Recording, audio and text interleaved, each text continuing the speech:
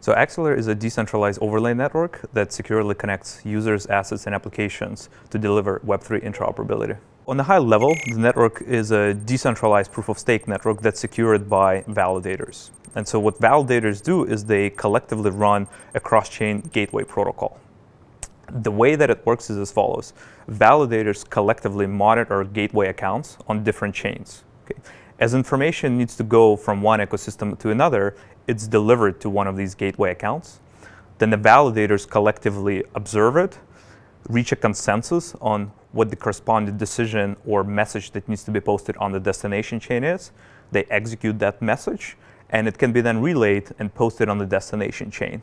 So that's what allows us to compose and move messages and information from one ecosystem to the other. So over the last year, we spent most of the time building the core technology, right? So the network has been live on the testnet environment for most of the last year. We had close to 100 validators that participate in the testnet environments, hundreds of developers that build various tools or applications around the platform and learn how to leverage this new cross-chain stack that we're building.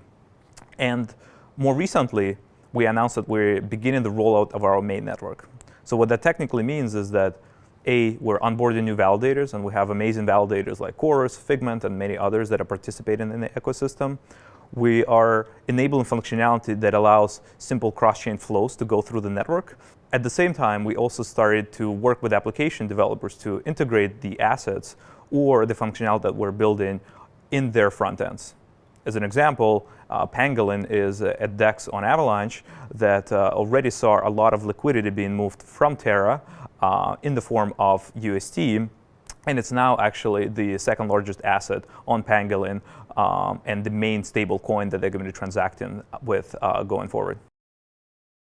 And additionally, we're actually building a set of microservices around the network that's pretty foundational that allow developers to easier interact across of these ecosystems. So let me give you one example. So as a developer, you want to be able to perform a transaction in a send and forget mode, what I call, right? So you send a message to a specific gateway account or a contract on a source chain, and you don't want to do anything else. You want this transaction to be executed on the destination chain. But there are a lot of things that have to happen besides just the core protocol and network to facilitate this. The transaction needs to be relayed from one network to the other. Transaction fees have to be paid. Transaction needs to be finalized and relayed on another chain, and so on and so forth. And so we're building a stack of microservices and SDKs on top of the network to make this experience for the developers as smooth as possible. We have opened up a satellite, which is a demo application built on top of the AXL network that allows users to move their assets from ecosystems like Terra, Avalanche, Ethereum, Polygon to one another. So satellite has been getting a lot of usage, right? I think the application's been live for a little over a month, but we already have close to 40 million of total value locked at the network. We are processing anywhere from 5,000 to 10,000 transactions per day. And thousands of users have tried the application. So it's only now available for a handful of assets and a handful of ecosystems, and so I'm super excited to see what's ahead. So we built a number of amazing tools and services around the ecosystem, right? Just to give you a couple of examples, so axelarscan.io is a fantastic dashboard and explorer of the Axelar ecosystem, right? So you can see on it things like the traffic that goes from one network to the other. You can see the number of transactions that the network has processed. You can see the connections from one ecosystem to the other. But also importantly, we're building tools to allow users to see the flow of their assets, right? So as an example, you can take your address, you can put it in this dashboard, and you actually get a history of all the transactions that you ever executed, what step they're at, if they're still being pending in the process, and so on and so forth. So there will be two ways to interact with the network. One, you can come in and build on top of the AXL network directly in order to help you facilitate these cross-chain flows. Right? So as an example, you can generate what we call as a link path from a source account on a source chain to a destination account on the destination chain. And assuming the assets arrive at the source chain, then the rest of the services in the network will help you facilitate it and execute it on the destination chain. So that's one way to do things.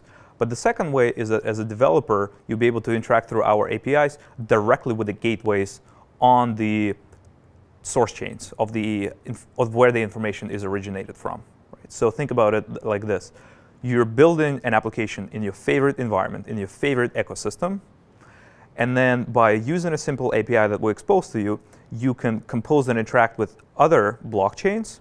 And this API, on a very high level, just allows you to interact with the Axelar gateway, which you can think of it as a router that will help you compose with other ecosystems. Some of the early partners that I'm very excited about are Terra and Avalanche, as an example. Right? So I think Terra is building an amazing product. For those of you not familiar, one of the core products is a decentralized stablecoin, UST. And we're helping them to deliver this stablecoin across different ecosystems. And the only way to deliver a decentralized stablecoin is through a decentralized stack. And at the same time, stablecoins are fundamentally needed in order to continue driving and growing these different blockchains. So pretty excited to continue working with them and help them spread UST across different ecosystems. And so far, we've seen a lot of demand from Avalanche, as an example, that has a new ecosystem, has a growing user base and developer base, and they're pretty excited about decentralized aspects of both UST and Axelar in parallel. In order to facilitate it, we have to build the right stack. And what our stack allows us to do is continue scaling horizontally. So that means really two things. Our validators and all the features that they're performing can be fine-tuned as the network continues to grow. So meaning that one validator can perform certain operations on the network, a different validator can perform other operations in the network, and collectively through the consensus mechanism, they can agree on a decision that needs to be taken. Right? So you can continue kind of horizontally compartmentalizing the roles of validators in the ecosystem as the network grows more and more. But two, because the way we build the stack, it's actually easier for us to spin up other versions of Axelar network that potentially optimize for specific ecosystems or specific asset flows. The more I actually understood about the space, the more I played with the different technologies, the more I understood the use cases, the more it became sort of personal in some sense to me, right? And the more I understood the value of it. I don't think I could honestly say that I grasped all the potential that this technology could do. Like at the end of my grad school, I was sort of living in a theoretical technology bubble, right, in some sense. But I think as we continue to build and as I continue, playing in the ecosystem, that all changed.